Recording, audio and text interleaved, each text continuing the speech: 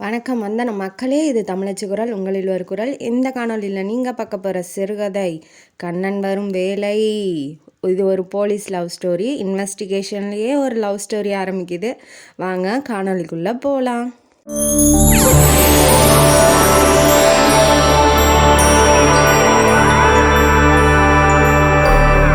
இந்த கதையோட ஆரம்பத்தில் ஹீரோவான கமலக்கண்ணன் அவர் டிசிபியாக இருக்கார் போலீஸ் டிபார்ட்மெண்ட்டில். அவர் இப்போ ராகினிங்கிற ஒரு பொண்ணை மர்டர் பண்ணியிருக்காங்க. அதுக்கான இன்வெஸ்டிகேஷனில் ஈடுபடுறதுக்காக இப்போ ஒரு கார்பெட் கம்பெனிக்கு கார்பெட் விற்பாங்க இல்லையா, அந்த கடைக்கு இப்போ இன்வெஸ்டிகேஷனுக்காக ஜீப்பில் போயிட்டுருக்காப்புல. ஜீப் ஓட்டுற டிரைவர் பேர் நேசமணி.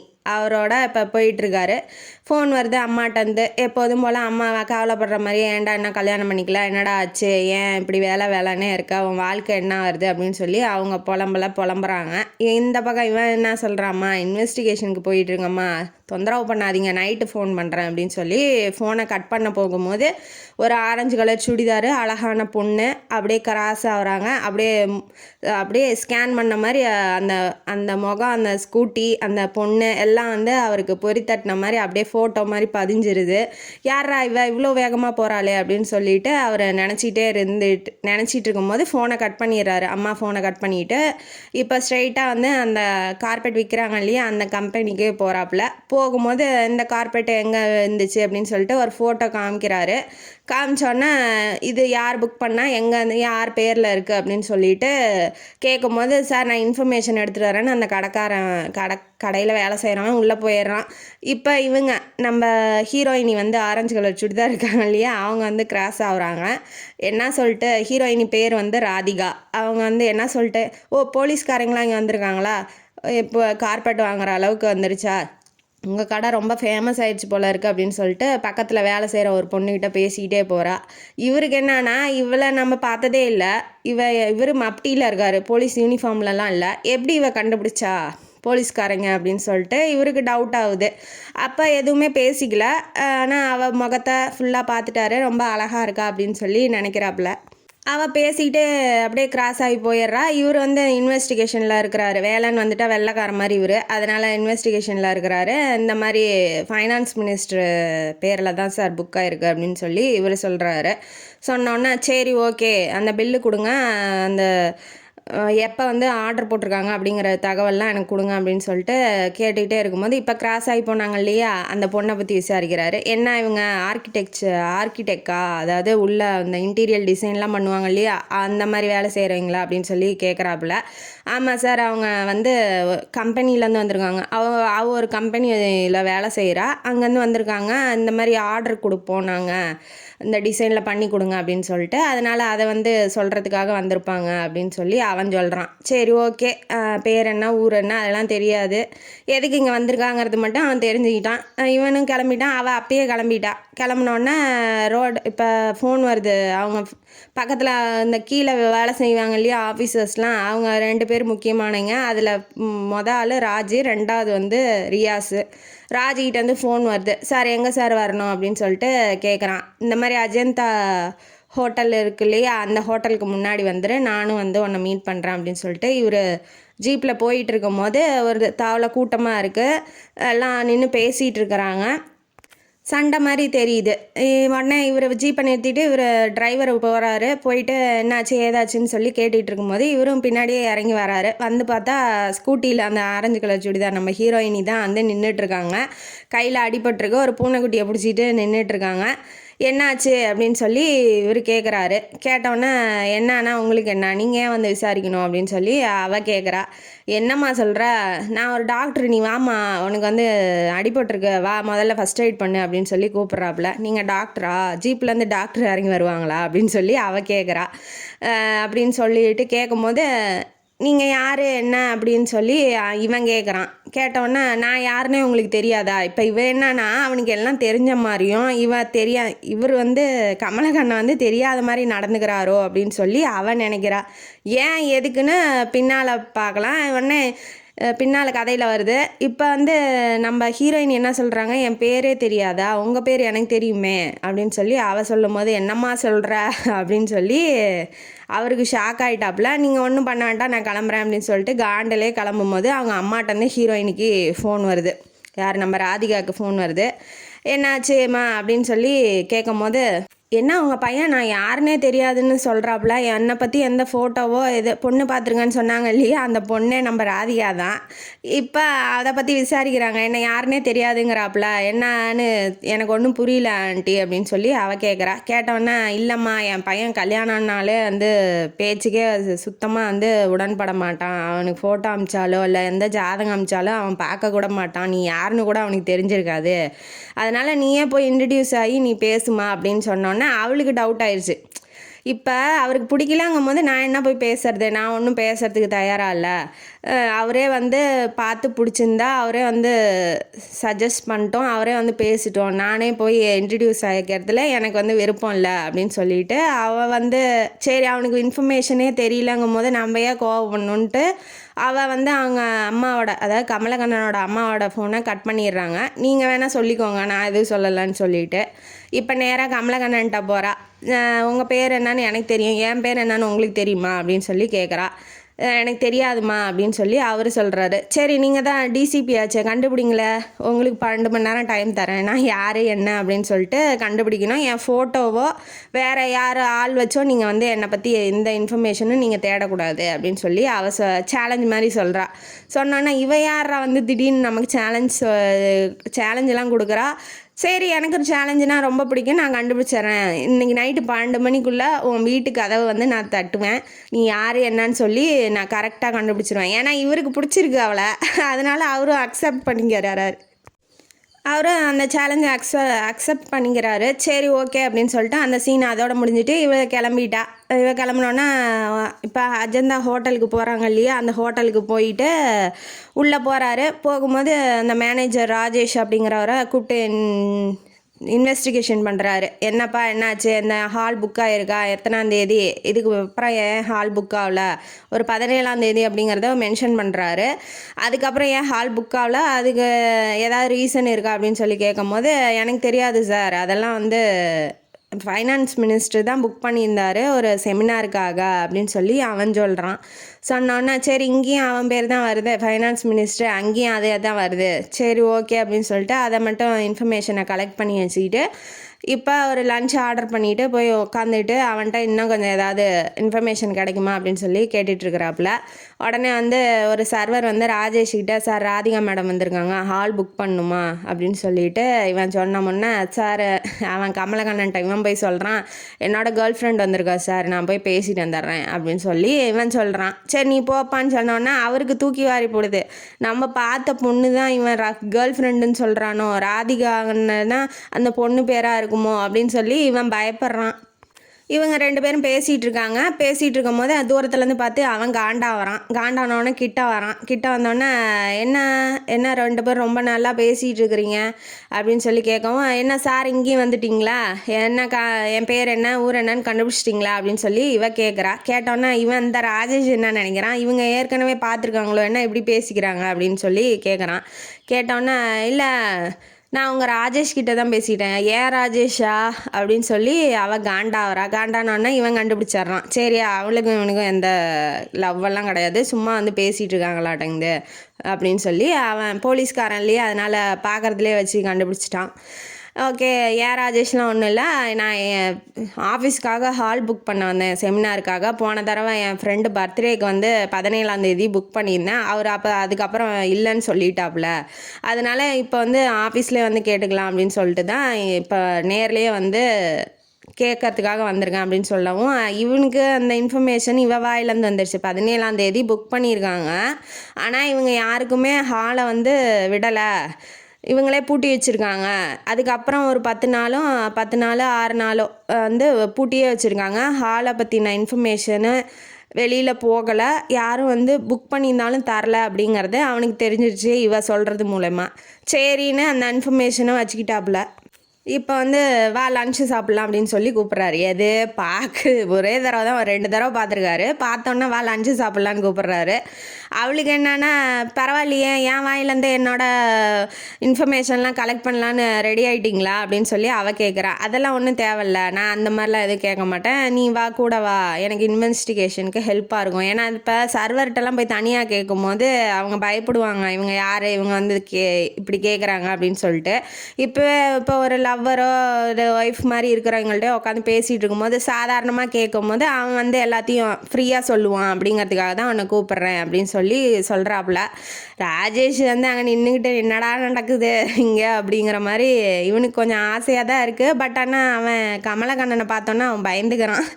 அதனால் வந்து இப்போ எதுவும் மூவ் பண்ணல, அவன் வேண்டான்னு சொல்லி விட்டுறான். இப்போ உள்ளே போகிறாங்க 2 பேரும் லஞ்சுக்கு. உள்ளே போய் உட்காந்து சாப்பிட்டுட்ருக்காங்க. இப்போ ஒரு சர்வர் வந்து சர்வ் பண்ணிகிட்டு இருக்கான்.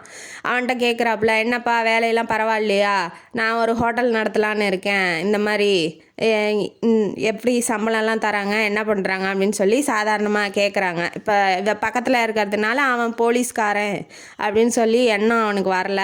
அதனால் உண்மையெல்லாம் சொல்கிறான். என்ன சார், எல்லா வேலையும் இவங்களே பண்ணிக்கிறாங்க, பேர் ஊர் என்னன்னு கூட தெரியாமல் ரூமெல்லாம் புக் பண்ணிக்கிறாங்க. அப்புறம் சொந்தக்காரங்கன்னா அந்த ரூமை விட்டு போகலன்னா கூட அந்தக்கான என்ட்ரிலாம் போட்டுக்கிறாங்க, அதாவது ரூமில் இல்லை அப்படிங்கிற மாதிரி போட்டுக்கிறாங்க. ஏதாவது தப்பு அவங்கெல்லாம் மேலே இருக்கிற அதிகாரிகள்லாம் தப்பு பண்ணுறாங்க, அதெல்லாம் வந்து இந்த மாதிரி சர்வர் மேலே வந்து சுமத்தி விட்டுட்டு அவங்க தப்பிச்சுக்கிறாங்க.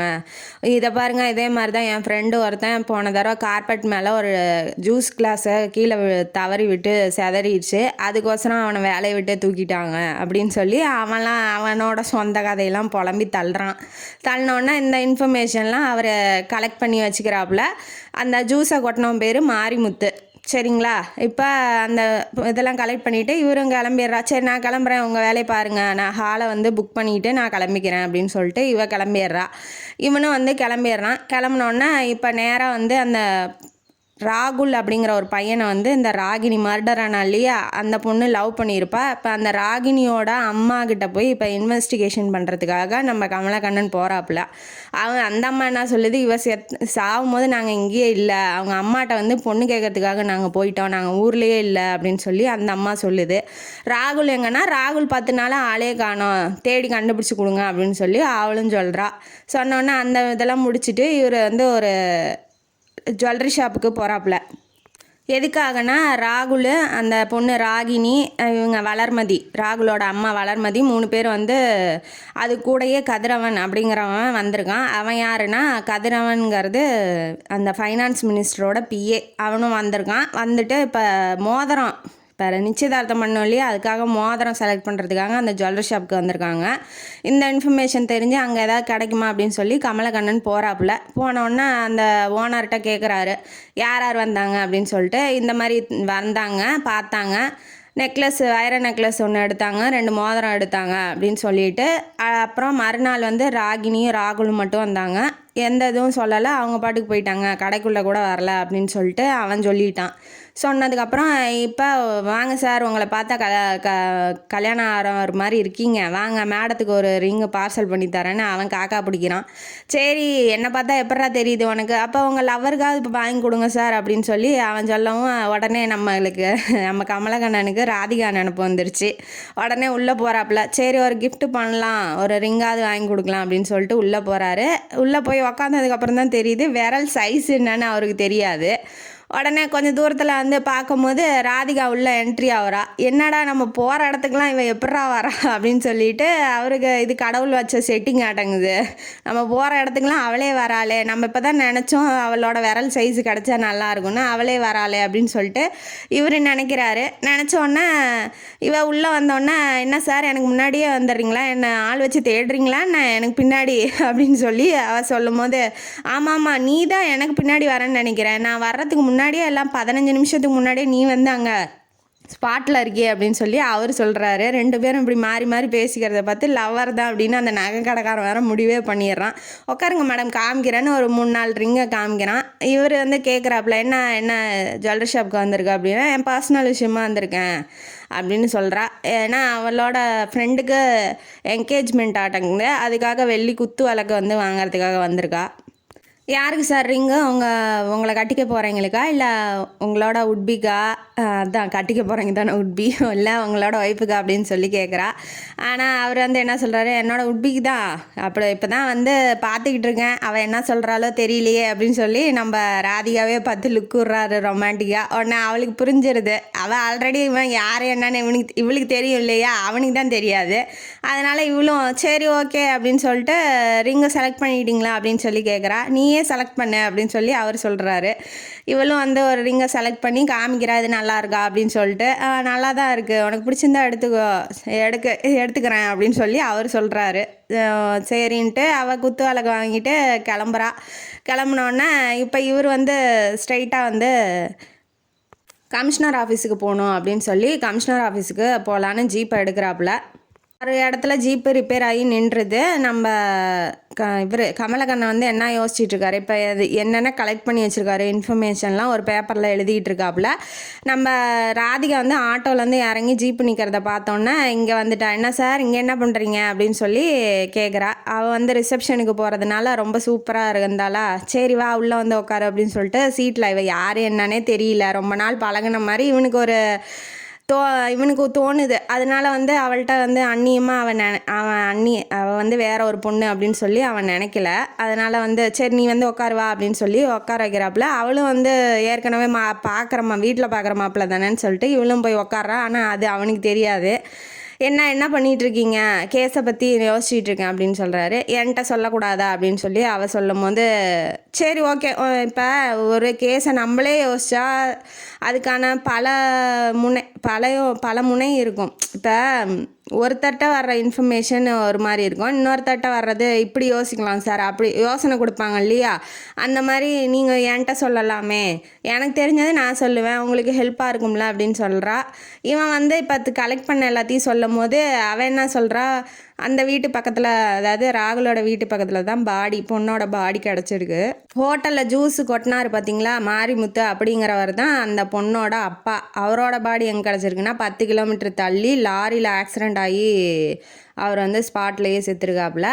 இந்த பொண்ணு எப்படி செத்துருக்கு அப்படின்னா விஷம் குடிச்சதுனால செத்துருக்கு அப்படின்னு சொல்லி அதையும் சொல்கிறாரு. அந்த ராகுல் பையனும் 10 நாளாக காணோம் அப்படிங்கும் போது அவர் என்னங்கிறாரு, அவன் என்னங்கிறா, இது வந்து தற்கொலை மாதிரி எனக்கு தெரியல, ஏன்னா பாடியும் வேறு இடத்துல கிடைக்குதுன்னு சொல்கிறீங்க, ஒரே ஆளே பண்ணியிருந்தா மாட்டியிருப்பான், இப்போ இவளை பண்ணவனே அவனும் பண்ணியிருந்தா மாட்டியிருப்பான், அதனால் வேற ஒருத்தன் தான் பண்ணியிருக்கணும்னு எனக்கு தோணுது, உங்களுக்கு என்ன தோணுது அப்படின்னு சொல்லி கேட்கும் போது சரி பரவாயில்ல, இவளும் புத்திசாலியாக தான் இருக்கா, சரி நான் இதை எடுத்துக்கிறேன் அப்படின்னு சொல்லிட்டு இன்ஃபர்மேஷனை கலெக்ட் பண்ணிட்டு என்ன பார்க்க சூப்பராக இருக்குது அப்படின்னு சொல்லி சொல்கிறாப்புல. அவள் வந்து வெக்கத்தில் தலையும் கீழே போடுறா.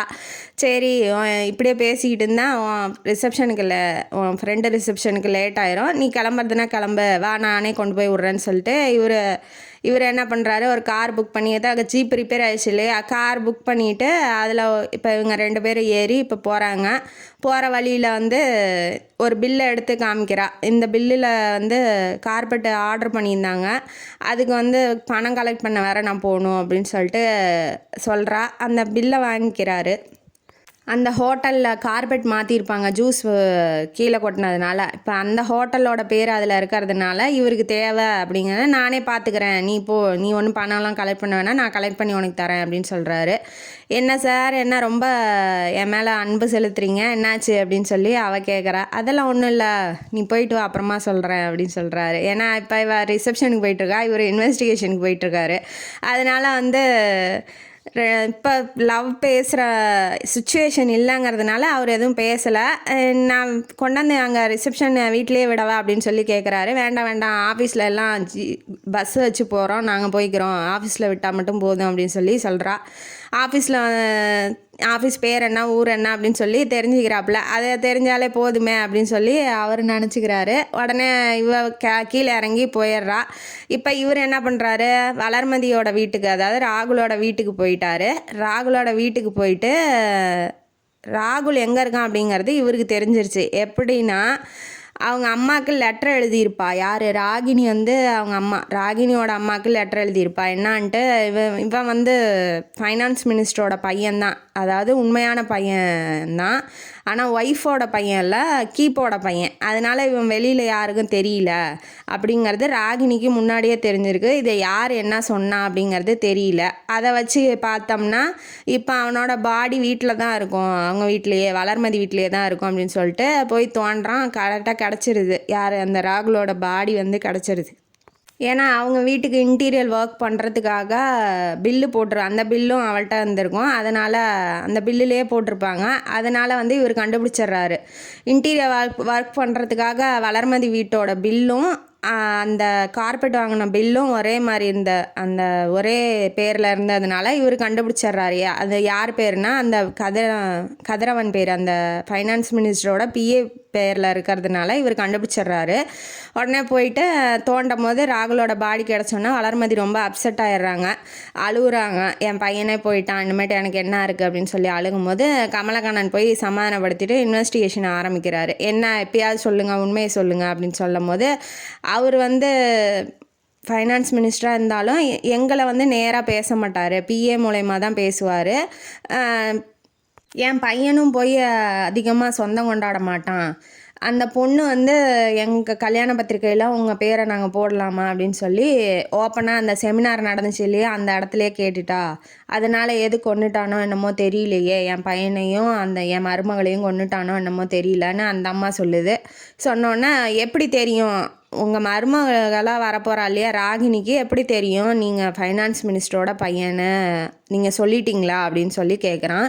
அதுக்கு அவங்க என்ன சொல்கிறாங்க, இல்லை கண்டிப்பாக என் பையனும் சொல்லியிருக்க மாட்டான், நானும் சொல்ல மாட்டேன். ஏன்னா அவனுக்கு பிடிக்காது, கீப்போட பையன்தான் அப்படின்னு சொல்லி வெளியில் போய் சொல்ல முடியுமா, அதனால் பிடிக்காது. அது அவனே சொன்னால் பரவாயில்ல, ஃபைனான்ஸ் மினிஸ்டர், நம்ம போய் சொல்லிக்கிட்டால் நல்லா இருக்காது அப்படின்னு சொல்லி அவன் என் பையன் சொல்லியிருக்க மாட்டான், வேறு ஒரு ஆள் மூலயமா தான் தெரிஞ்சிருக்கும் அப்படின்னு சொல்லி சொல்கிறான்.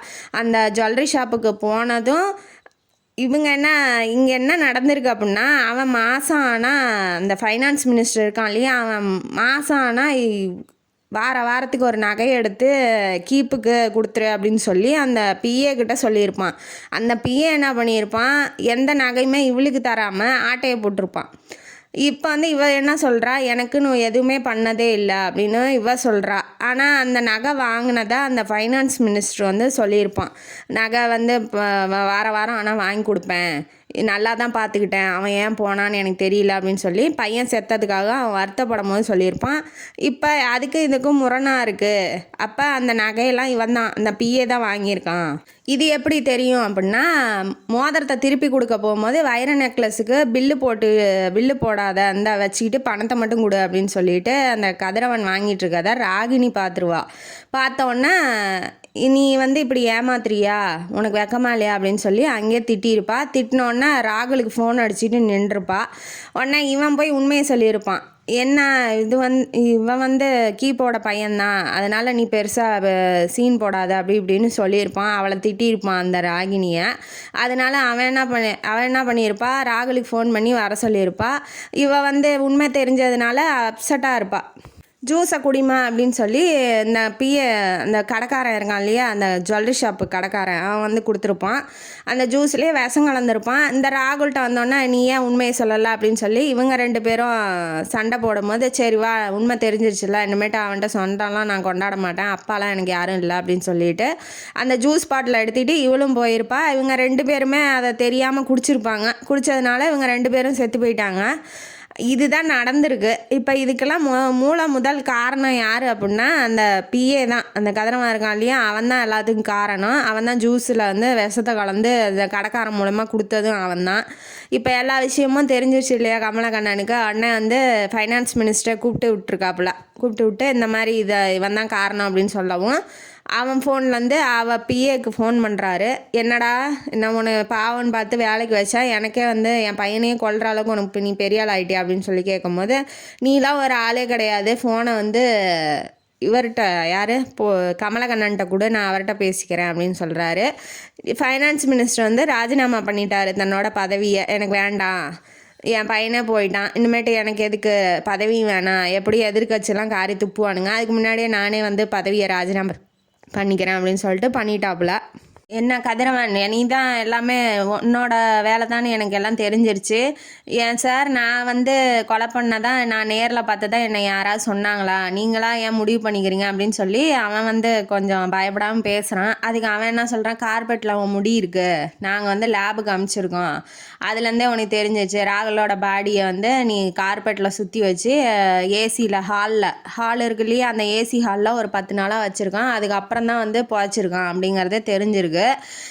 தெரிஞ்சோடனே அதையும் சொல்கிறாப்புல, உன்னை நீ பண்ணுற வேலை தான் எல்லாமே ஒன்னால தான் அப்படின்னு சொல்லி பேசிகிட்டு இருக்கும் போதே அந்த பக்கம் என்ன நடக்குது அப்படின்னா, ராதிகா போனா இல்லையா பஸ்ஸில் போகும்போது நம்ம ஜீப்பு ரிப்பேர் ஆகிருந்துச்சு இல்லையா, ரிப்பேர் பண்ணுறதுக்காக நேசம் பண்ணி நின்றுட்டு உள்ளே போய் பேசிகிட்டு இருக்காப்புல மெக்கானிக் ஷாப்பில். அதை பார்த்தோன்னா அவங்க ஃப்ரெண்ட்ஸு 2 பேர் உள்ளே வந்து போலீஸ் ட்ரெஸ்லேயே உள்ளே வந்து, சார் உங்களை டிசிபி சார் வந்து கூப்பிட்றாரு வாங்க அப்படின்னு சொல்லி ராதிகாவை கூப்பிடவும், அவன் என்ன பண்ணுறா, அவர் எதுக்கு கூப்பிட்றாரு என்னவா இருக்கும் அப்படின்னு சொல்லிட்டு அவள் ஆசையாக என்ன பண்ணுறா, ஃபோனு பர்ஸு எல்லாத்தையும் அங்கேயே வச்சுட்டு இவன் மட்டும் இறங்கி வரா, ஜீப்பையும் பார்க்குறா. ஆனால் அவங்க கூப்பிடல, அவர் உள்ளே போயிட்டார், நேசம் பண்ணி உள்ளே போயிட்டாப்புல. இவர் வந்து டிரைவரு, அவர் உள்ளே போயிட்டாரு. இவன் வந்து கூப்பிட்றாரு அப்படின்னு சொன்னோன்னே ஜீப்பை பார்த்தோன்னா சரி இறங்கி என்னன்னு போய் கேட்டு வந்துடலாம் அப்படின்னு சொல்லிட்டு 2 பேரை நம்பி, அது போலீஸ் ட்ரெஸ்ஸில் இருக்கானுங்க, போலீஸ்காரன் தான் அப்படின்னு சொல்லி நம்பி இறங்கி வரா. வந்தோடனே சார் முன்னாடி கொஞ்சம் போயிருக்காரு வாங்க அப்படின்னு சொல்லிட்டு கூட்டிகிட்டு போயிட்டு அந்த காருக்குள்ளே இருக்காரு, ஆக்சிடெண்ட் ஆயிடுச்சு அப்படி இப்படின்னு சொல்கிறானுங்க. சொன்னோன்னே ஐயோ என்னாச்சுன்னு சொல்லிட்டு எட்டி பார்க்கும்போது இவனுங்க உள்ளே தள்ளிட்டு கதவை சாத்திட்டு கடத்திட்டு போயிடுறானுங்க. இப்போ அந்த டிஜிபி சாரோட டிரைவர் இருக்கான் இல்லையா நேசமணி, அவன் வந்து பார்த்துட்றான். பார்த்துட்டு சாருக்கு ஃபோன் அடிக்கிறான், சார் இப்படி ராதிகா மேடமை கடத்திட்டு போகிறாங்க அப்படின்னு சொல்லி 10 வாட்டி ஃபோன் அடித்து ஃபோனே எடுக்கலை. இவன் தான் இங்கே இருக்கான் இல்லையா இன்வெஸ்டிகேஷன் பண்ணிட்டு கதிரவன்ட்ட பேசிகிட்டு இருக்கான். அதனால் ஃபோனே எடுக்கலைன்னொன்னே திரும்ப வந்து அவங்க ஆளுங்கெல்லாம் கூட்டிகிட்டு வந்துடுறத பார்த்துட்டான், ராதிகாவை தூக்கிட்டு வந்துடுறத பார்த்தோன்னே இனிமேட்டு வந்து உன்ட்ட இப்படிலாம் பேசக்கூடாது, நீ வந்து இந்த கேஸை இழுத்து மூடிட்டு போ, இல்லைன்னா வந்து உனக்கு வேண்டிய பொண்ணை நான் கொண்டுருவேன் அப்படின்ன வாட்டி, எனக்கு எந்த பொண்ணுடா வேண்டிய பொண்ணு, இவன் வந்து லவ்வும் சொல்லலை, லவ் பண்ணுறன்னு சொல்லலை, கல்யாணம் பண்ணிக்க போகிறேன்னு சொல்லலை, சும்மா பார்த்து பேசியிருக்கான். ஒரே நாளில் 3 டைம் பார்த்துட்டான். 3 டைம் பார்த்தோன்னே இவங்களே முடிவு பண்ணிக்கிறாங்க இவன் தான் லவ்வர் அப்படின்னு சொல்லிட்டு அவங்களே முடிவு பண்ணி தூக்கிட்டானுங்க அந்த பொண்ணை, ராதிகாவை தூக்கிட்டானுங்க. இப்போ இவர் என்னன்னா, எனக்கு வந்து எங்கள் அப்பாவும் போலீஸ் ஆஃபீஸர் தான், எங்கள் அம்மா அப்பாவுக்குலாம் ஒன்றும் ஆகாது, எங்கள் அப்பாவே சுட்டு கொண்டுருவார், அந்த தைரியத்தில் இவன் என்ன சொல்கிறான், எனக்கு தேவையான பொண்ணு யாருமே இல்லை, நீ ஏன் ஏதாவது முடிவு பண்ணிகிட்டு இருக்காத அப்படின்னு சொன்னோன்னே, ஓ அப்போ அந்த பொண்ணு தேவையில்லையா, ராதிகா தானே அவன் பேர் அப்படின்னு சொல்லி அவன் வந்து சொல்லவும் இவனுக்கு தூக்கி வாரி போட்டுருது, ராதிகாவா அப்படின்னு சொல்லிட்டு பயந்துடுறான். ஐயோ என்னடா சொல்கிற, எங்கே வச்சுருக்கா ஒழுங்காக சொல்லு அப்படின்னு சொல்லி பதட்டம் ஆயிடுறான். ஏன்னா பிடிச்ச பொண்ணு அவன் கடத்திட்டு போயிட்டேன்னு சொல்கிறான், நீ வந்து கேஸை மூவ் பண்ணினா அவளை கொண்டுருவேன்னு மிரட்டுறான். இவருக்கு தூக்கி வாரி போடுது, அவளுக்கு மட்டும் ஏதாவது ஆச்சு மாவனை உன்னை நான் கொல்லாமல் விட மாட்டேன்டா அப்படின்னு சொல்லி அவர் மிரட்டுறாரு. அவர் ரொம்ப பதட்டப்படுறாரு வேற, அந்த பொண்ணுக்கு ஏதாவது ஆயிருமோ அப்படின்னு சொல்லி ரொம்ப கவலைப்படுறாப்புல. திடீர்னு இப்படி இது ஆகும்போது இவளை எப்படி பிடிச்சான் அவன், இவளை எப்படி கடத்தியிருப்பான் அப்படின்னு சொல்லி அவன் வந்து ரொம்ப பயப்பட்டோன்னா அவளுக்கு ஏதாவது சின்ன துரும்பு தூசி அடிபட்டால் கூட நீ செத்தடா என் கையில் அப்படின்னு சொல்லி ஃபோனை வச்சிட்றாப்புல. வச்சோன்னே ட்ரேஸ் பண்ண சொல்கிறாரு, காலை ட்ரேஸ் பண்ண சொல்லி ராஜு அவர் அசிஸ்டண்ட் இருக்காங்க இல்லையா அவர்கிட்ட சொல்கிறாப்புல. இவர்கிட்டையும் ஃபைனான்ஸ் மினிஸ்டரையும் விசாரிக்கிறாரு, எங்கேயாவது பங்களா தெரியுமா, அவன் பேரில் இருக்கா இல்லை உங்கள் பேரில் எங்கேயாவது இருக்குதா, தனியான ஆள் நடமாட்டம் இல்லாத பங்களா மாதிரி உங்களுக்கு யாராவது தெரியுமா அப்படின்னு சொல்லி கேட்கும்போது அவர் வந்து ஆமாம் மதுராந்தகத்தில் ஒரு பங்களா இருக்குது, அது வந்து எந்த தெருவுன்னு தெரியலையேப்பா, ஆனால் சாமி பேர் பரமேஸ்வரியா அப்படின்னு சொல்லி சாமி பேர் ஏதோ ஒரு சாமி பேரில் தான் அந்த தெரு வரும் அப்படின்னு சொல்லி சொல்கிறாப்புல. இவர் வந்து அந்த லொக்கேஷனை இது பண்ணிக்கிட்டே இவர் போகிறாரு. போனோடனே அந்த அந்த ஏரியாவில் சாமுண்டீஸ்வரி நகர் அப்படின்னு சொல்லி இருக்குது. அதில் தான் இருக்கும். அப்போ அந்த பங்களாவுக்கு தான் கூட்டிகிட்டு போயிருப்பான் அப்படின்னு சொல்லி ஒரு கெஸ் பண்ணிட்டு போகிறாப்புல. அங்கே ஒரு 400-500 வீடு இருக்குது. அப்போ ஒவ்வொரு வீட்லேயும் போய் தேட முடியாது, அவன் எங்கே எப்படி இருக்கானும் தெரியாது. அப்படிங்கிறதுனால கடவுளை அப்போ கும்பிட்றாரு, ஐயோ எப்படியாவது காப்பாற்று, அவளுக்கு எதுவும் ஆகக்கூடாது. நான் இப்போ தான் பார்த்து ஒரு பொண்ணை பிடிச்சிருக்குன்னு நினச்சேன், அந்த பொண்ணுக்கு ஏதாவது ஒன்று ஆச்சுன்னா என்னால் தாங்க முடியாது அப்படின்னு சொல்லி லவ்வருக்கு ஏதாவது ஒன்று ஆயிருமோன்னு ரொம்ப பதட்டப்பட்டு அழுகாத குறையா வெளியில் வந்து நிற்கிறாரு. இப்போ எப்படி தேடுறது என்ன பண்ணுறதுன்னு அவருக்கு ஒன்றுமே புரியல. நிற்கும் போது சைடில் வந்து ஒரு ஜாக்கெட்டு கர்ச்சிஃப் பிட்டு மாதிரி கிடக்குது. அதில் வந்து என்ன இருக்குது அப்படின்னா சர்ச் மாதிரி வரைஞ்சிட்டு அது யார் அப்படின்னா நம்ம ராதிகா தான் வரைஞ்சி தூக்கி போட்டோன்னே இங்கே எங்கேயாவது பக்கத்தில் சர்ச் இருக்கா, சர்ச்சுக்கு பக்கத்தில் இருக்க வீடாக தான் இருக்கும் அப்படின்னு சொல்லி இவர் கண்டுபிடிச்சிட்றாரு. கண்டுபிடிச்சோன்னே சர்ச்சு பக்கத்தில் ஒரு சந்து மாதிரி போகுது. அதுலேயே மல்லிகை பூவெல்லாம் வரிசையாக ஒவ்வொரு பூவாக போட்டுகிட்டே போயிருக்கா. இதெல்லாம் வந்து இவன் வந்து ஃபோன் அடித்து சொன்னான் இல்லையா, அந்த பொண்ணை தூக்கிடுவேன்னு சொல்லும் போது கமலக்கண்ணன் தான் பேசுகிறான் அப்படின்னு சொல்லி அவளுக்கு தெரிஞ்சிருக்கும். அவனுக்கு எதாவது க்ளூ கொடுக்கணும் அப்படிங்கிறதுக்காக இவ பூவெல்லாம் தூவி விட்டுட்டு போயிருப்பா. அதை பார்த்தோன்னா இங்கே தான்டா இருக்கான் அப்படின்னு சொல்லிட்டு கண்டுபிடிச்சோன்னே சார் நீங்கள் இருங்க, உங்களை தெரியும், நான் போகிறேன் அப்படின்னு சொல்லி ராஜ் போய் கதவை தட்டினோன்னே இந்த நேரத்தில் யார்ரா அப்படின்னு சொல்லிட்டு கதவை திறக்கும் போது தலையிலேயே கன்னை வச்சிட்றான் ராஜ். வச்சோடனே கமலக்கண்ணன் உள்ளே போனோன்னே ஒரு ரூமில் வந்து கண்ணை கட்டிட்டு ராதிகாவை உட்கார வச்சுருக்காங்க ஒரு சேரில். அதை பார்த்தோன்னே அப்பா அவளுக்கு எதுவும் ஆகலை அப்படின்னு சொல்லி கொஞ்சம் ஆசாசப்படுறாரு. உடனே போய் கதிரவன் குடிச்சிக்கிட்டு என்ன கேட்குறான், என்ன எவ்வளோ நேரம்டா பண்ணுவேன், கதை சாத்திட்டு வாடா, இந்நேரத்தில் எவன்டா வரான் அப்படின்னு சொல்லிட்டு அவன் யோசிக்கவே இல்லை. இவ்வளோ சீக்கிரமாக இவ்வளோ வேகமாக கண்டுபிடிப்பான் அவன் அப்படின்னு சொல்லி அவன் யோசிக்கவே இல்லை. உடனே போய் கதிரவன் தலையிலே கன்னை வச்சிட்றாப்புல. கமலக்கண்ணன் கன்னை வச்சோடனே என்ன சார் இவ்வளோ வேகமாக வந்துட்டீங்க, இவ்வளோ சீக்கிரமாக கண்டுபிடிப்பீங்க, அந்த அளவுக்கு இந்த பொண்ணு உங்களுக்கு ரொம்ப வேண்டிய பொண்ணு சார் அப்படின்னு சொல்லி கேட்கும் போது அவளுக்கு மட்டும் ஏதாவது ஒன்று ஆச்சுடா உன்னை இங்கேயே இறக்கிடுவேன்டா, தலையிலே புல்லட்டை இறக்கிடுவேன்டா அப்படின்னு சொல்லி பேசும்போது அவளுக்கு வந்து குஷி ஆயிடுறா. இப்போ அவள் வந்து பயத்தில் உக்காந்துருக்கா. தெரிஞ்ச ஆள் பிடிச்ச ஆள் வந்து நிற்கும் போது அவள் வந்து கொஞ்சம் தைரியமாக ஆயிடுறா. கண்ணா அப்படின்னு சொல்லி ஓடி வந்து ஹக் பண்ணுறதுக்காக வரும்போது இவன் கொஞ்சம் ஸ்லிப் ஆயிடுறான். அவளை பார்க்கும்போது இவன் என்ன பண்ணுறான், கதிரவன் வந்து கன்னை வாங்கிட்டு ஷூட் பண்ணும்போது இவர் வந்து அவளை அப்படியே ஹக் பண்ணிக்கிட்டே இந்த பக்கம் போயிடுறாரு.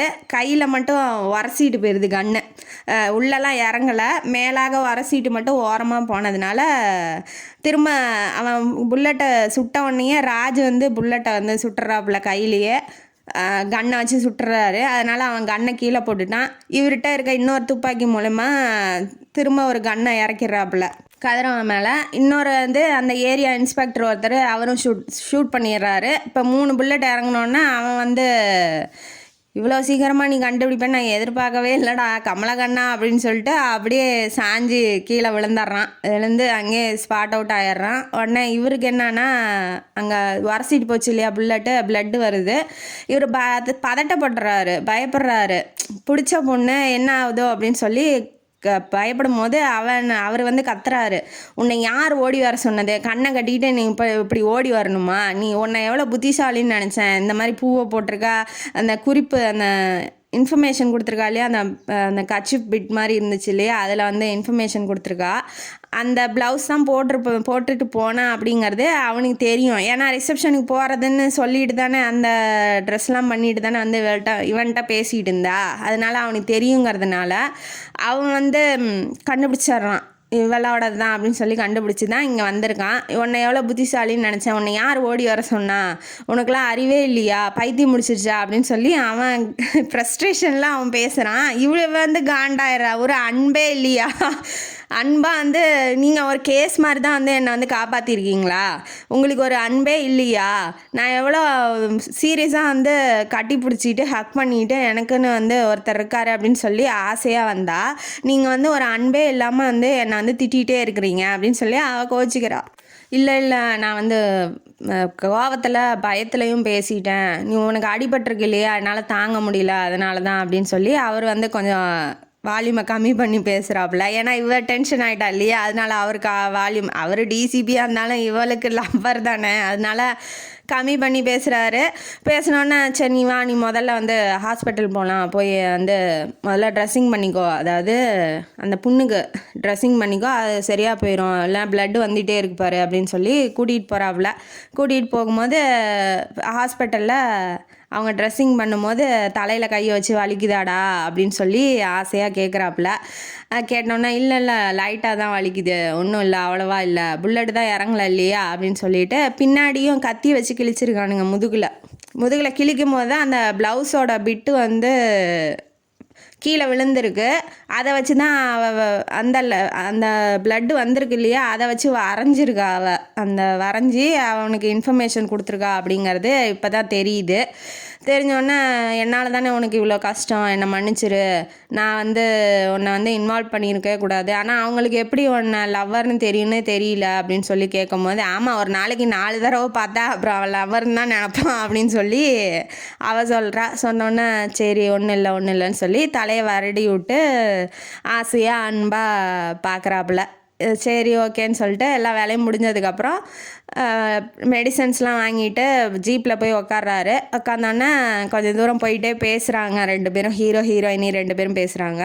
அவர் வந்து மனசில் இருக்கிறத சொல்கிறாரு, எனக்கு உன்னை ரொம்ப பிடிச்சிருக்கு, உனக்கு என்னை ரொம்ப பிடிக்கும்னு தெரியும், அம்மாட்ட சொல்லிடவா, உங்கள் வீட்டில் வந்து நாளைக்கு நான் பேச சொல்லவா அப்படின்னு சொல்லி அவர் கேட்குறாரு. கேட்டோன்னே இவன் என்ன சொல்கிறா, கிண்டலாக சொல்கிறா, நான் எப்போ சொன்னேன் உங்களை பிடிச்சிருக்கு அப்படின்னு சொல்லிட்டு கேட்கும்போது, ஆமாம்மா பிடிக்கலன்னா தான் நீ வந்து ஹக் பண்ணியாங்க அப்படின்னு சொல்லி கேட்குறாரு. கண்ணை வச்சுக்கிட்டு இருக்கான். அப்போ வந்து தைரியமாக வந்து ஹக் பண்ணுறேன்னா உனக்கு வந்து பிடிக்காமலாம் வருவா அப்படின்னு சொல்லி அவர் கேட்கும்போது அவள் வந்து சரி ஓகே ஷை ஆயிடுறா.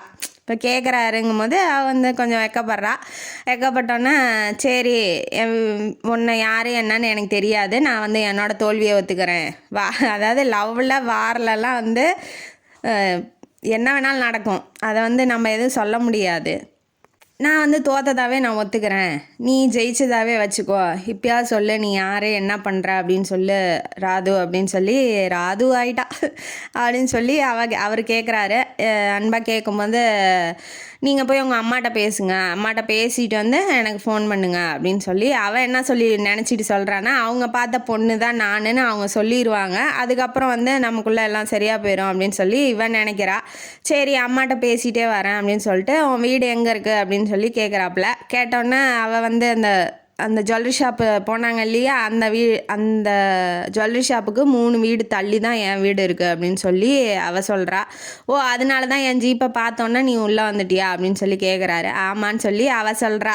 ஏன்னா அவன் வந்து கொஞ்சம் லேட்டாக போய்க்கலாம் அப்படின்னு சொல்லி நினச்சிருப்பா. ஆனால் அவரோட ஜீப் வந்து அங்கே நிற்கவும் இவர் இருப்பார் அப்படின்னு சொல்லி அவள் வந்து ஆசையாக வந்து பார்க்கறதுக்காக வந்திருப்பான். ஆனால் அங்கே எதுவும் காட்டிக்கல. இப்போ வந்து கண்டுபிடிச்சிட்றாரு இவர். சரி ஓகேன்னு சொல்லிட்டு போய் அம்மா கேட்டால் என்ன சொல்லுவா, இவ்வளோ லேட் ஆயிடுச்சுன்ன வாட்டி நான் வந்து உங்கள் கூட தான் இருந்தேன்னு சொல்லிக்குவேன், சொல்லிவிட்டு கொஞ்சம் சின்ன ஆக்சிடெண்ட் ஆயிடுச்சுமா வந்துடுறேன் அப்படின்னு சொல்லிக்கிறேன் அப்படின்னு சொன்னோன்னே அவங்க அம்மா என் கூட இருந்தால் சொன்னால் எதுவும் சொல்ல மாட்டாங்களா, இவனுக்கு தெரியல, அவங்க வீட்டில் எல்லாத்துக்கும் தெரிஞ்சிருக்கு இவன் தான் மாப்பிள்ளை அப்படின்னு சொல்லிட்டு, ஆனால் இவனுக்கு பொண்ணு இதுதான் தெரியாமல் அவன் பேசிக்கிட்டு இருக்கான். அதெல்லாம் ஒன்றும் சொல்ல மாட்டாங்க, நீங்கள் போய் முதல்ல அவங்க அம்மாட்ட பேசுங்க அப்படின்னு சொல்லிட்டு இவ இறங்கி போயிடுறா. போனோடனே அவங்க அம்மாவுக்கு வந்து கால் பண்ணுறான். ஏன்னா வீட்டுக்கு போக லேட்டாகுங்கிறதுனால இப்பயே கால் பண்ணிடுறான். ஏன்னா இப்பயே லேட் ஆயிடுச்சு. அம்மா இப்படி ஒரு பொண்ணை பிடிச்சிருக்குமா, கல்யாணத்துக்கு நான் ரெடிமா வாமா, நாளைக்கு காலையில் போய் அவங்க வீட்டில் பேசலாம் அப்படின்னு அவன் சொல்கிறான். சொன்னோன்னே நான் ஒத்துக்க மாட்டேன், அவங்க அம்மா வந்து கிண்டல் பண்ணுறாங்க. இப்போ அந்த பொண்ணு தான் அவன்னு தெரியும் அவங்களுக்கு, இப்போ இவனை கிண்டல் பண்ணுறாங்க. நான் ஒத்துக்க மாட்டேன், நான் பார்த்த பொண்ணை தான் நீ கல்யாணம் பண்ணிக்கணும் அப்படின்னு சொல்லி அவங்க சொல்லும் போது இதெல்லாம் என்னம்மா நியாயம், இதெல்லாம் ஒரு நியாயமே கிடையாது, உங்களுக்கு என்ன கல்யாணம் தானே, அந்த பொண்ணு நீங்கள் பார்த்த பொண்ணோட நான் சந்தோஷமாக இருக்க வேண்டாமா, எனக்கு பிடிச்சிருக்க பொண்ணை தான் நான் பார்க்க முடியும், நீங்கள் முதல்ல வந்து பாருங்கள், பிடிக்கலன்னா அப்புறம் பேசிக்கலாம் அப்படின்னு சொல்லி அவன் சொல்கிறான். அதே தான் அவங்க அம்மாவும் சொல்கிறாங்க, நீ முதல்ல நான் பார்த்த பொண்ணை வந்து பாரு, அதுக்கப்புறம் பிடிக்கலன்னா பேசிக்கலாம் அப்படின்னு சொல்லி சொல்கிறாங்க. ஆனால் 2 பேருமே ஒரே ஆள் ராதிகாவை பற்றி தான் பேசுகிறாங்க ங்கிறது டிசிபி சாருக்கு தெரியாது. அவங்க அப்பா பின்னாடியிலேருந்து போதும் மாமியார் மருமகளும் என் பையனை போட்டு கிண்டல் பண்ணிகிட்டு இருக்கீங்க, ஃபோனை வைங்க அப்படின்னு சொல்லிட்டு அவர் சொல்கிறாரு. இவருக்கு வந்து அப்போ தான் ஸ்ட்ரைக் ஆகுது, ஓ! இப்ப வந்து மாமியாரும் மருமகளுங்கிறாங்களே, அப்ப ராதிகா தான் பொண்ணோ அப்படின்னு சொல்லி இப்ப தான் வந்து அவருக்கு ஸ்ட்ரைக்கே ஆவுது. அப்ப நம்மள தெரியும் அவளுக்கு. அவள பத்தின அது நமக்கு தெரியாது. பொண்ணு யாருன்னு பயோடேட்டா அந்த இதெல்லாம் அனுப்பிச்சி விட்ருப்பாங்க. இப்ப இமெயில்ல போய் செக் பண்றாரு. அது ராதிகா அப்படிங்கவாட்டி கன்ஃபார்மே பண்ணிடுறாரு. ஓ! இப்ப இவ தெரிஞ்சுக்கிட்டே நம்மள வந்து கிண்டல் பண்ணியிருக்கா காலையிலேருந்து அப்படின்னு சொல்லி இப்ப தான் தெரியுது. உடனே வீட்டுக்கு போகிறாரு. ஃப்ரெஷ்ஷாக வந்து குளிக்கிறாரு. குளிச்சுட்டு நல்லா டிப்டாப்பாக ட்ரெஸ் பண்ணிவிட்டு இப்போ ராதிகாவோட வீட்டுக்கு 12 மணி ஆகிறதுக்கு இன்னும் ஒரு 10 நிமிஷம் இருக்குது. வீட்டுக்கு வந்து மாடி வழியாக ஏறி பால்கனி கதவை தட்டினோன்னே இந்நேரத்தில் யார் தட்டுறா அப்படின்னு சொல்லி அவள் பயந்துக்கிறா. அவன் என்ன நினச்சிட்டு படுத்திட்டு இருப்பானா, இந்நேரம் இப்போ அம்மாட்ட பேசியிருப்பாரு. அவங்க சொல்லியிருப்பாங்க, இவர் ஏன் என்ன ஃபோன் பண்ணல எனக்கு, அப்போ நம்ம மேலே கோபமாக இருக்காரோ, நம்ம வந்து கிண்டல் பண்ணதை அவர் தப்பாக நினச்சிக்கிட்டாரோ, நம்ம மேலே நம்மளை வெறுத்துருவாரோ அப்படின்னு சொல்லி நினச்சிக்கிட்டு பயத்தோடு படுத்திகிட்டு இருக்கா. பால்கனி கதவு தட்டுறோன்னே வீட்டு கதவு தட்டினா இவ்வளோ தூரம் சத்தம் கேட்காது, பக்கத்தில் கேட்குது அப்படின்னு சொல்லி கதவை திறக்க போகும்போது அவர் நிற்கிறாப்புல. ஹாய் டியர் அப்படி சொல்லிட்டு கையில் வந்து பூங்கொத்து அந்த குவார்ட்டர்ஸ் இருக்கு இல்லையா, அங்கே வந்து பூ வளர்த்திட்டு இருப்பாங்க. அந்த பூவில் ஒரு கொத்தா பிச்சுக்கிட்டு வந்து கொடுக்குறாப்புல. கொடுத்தோடனே அவள் வந்து பார்த்தோன்னே அழுது ஹக் பண்ணிக்கிறா. நீங்கள் என் மேலே கோவமா இல்லையே அப்படின்னு சொல்லிட்டு அன்பாக கேட்கும் போது அவர் சொல்கிறாரு, ஏன் எனக்கு என்ன கோவம், நீ தான் இந்த ஃப்ளவர் பிடிக்கலன்னு அழுவுறியோ, மன்னிச்சிக்கோ, 12 மணிக்கு எந்த ஃப்ளவர் ஷாப்பும் திறந்துருக்காது இல்லையா, அதனால் அப்படின்னு சொல்லிட்டு அந்த கடையில் ரிங் எடுத்தார் இல்லையா, அதை வந்து கீழே மண்டி போட்டு அவளுக்கு வந்து ப்ரப்போஸ் பண்ணுறாரு. ஐ லவ் யூ ராதிகா அப்படின்னு சொல்லிட்டு அவளும் வந்து ஆசையாக வாங்கிட்டு சிரிக்கிறா, ஷையாகிறா. உடனே ஹக் பண்ணிக்கிறாப்புல. நீ வந்து என் வாழ்க்கையில் கிடச்சது எனக்கு ரொம்ப மிகப்பெரிய பாக்கியம். அம்மா இப்போ தான் சொன்னாங்க நீங்கள் தான் பார்த்துருக்க பொண்ணுன்னு சொல்லிட்டு, எனக்கு அதை பற்றிலாம் ஒன்றும் கோவம்லாம் இல்லை, நீ வருத்தப்படாத அப்படின்னு சொல்லிட்டு கிஸ் பண்ண போகிறாப்புல. அவள் வந்து தடுத்துட்றா, வேண்டாம் வேண்டாம் இப்போலாம் வேண்டாம், கல்யாணத்துக்கு அப்புறம் பேசிக்கலாம், நீ என்னை ஏமாத்திருக்கா, அதுக்கு உனக்கு தண்டனை கொடுக்க வேணாமா அப்படின்னு சொல்லிட்டு அவர் வந்து பேசும்போது அவள் வந்து வேண்டாம், தண்டனையெல்லாம் கல்யாணத்துக்கு அப்புறம் அப்படின்னு சொன்னோன்னே இவர் கோச்சிக்கிறாரு. அதனால் வந்து கன்னத்தில் மட்டும் ஒரு கிஸ் பண்ணிவிட்டு சரி ஓகே இப்போ இதை ஏற்றுக்கிறேன், அதுக்கப்புறம் வந்து நீ வந்து தடுக்கக்கூடாது அப்படின்னு சொல்லிட்டு ரொம்ப ரொமான்டிக்காக அங்கே ஒரு சீன் போயிட்டுருக்கு. 2 பேரும் ஹக் பண்ணிக்கிறாங்க. ரொம்ப நேரம் ஆயிடுச்சு போங்க, உங்கள் மாமியார் பார்த்தா அப்புறம் திட்ட போகிறாங்க, யார்கிட்ட பேசிகிட்டு இருக்கேன்னு கேட்க போகிறாங்க அப்படின்னு சொல்லி சொல்கிறா.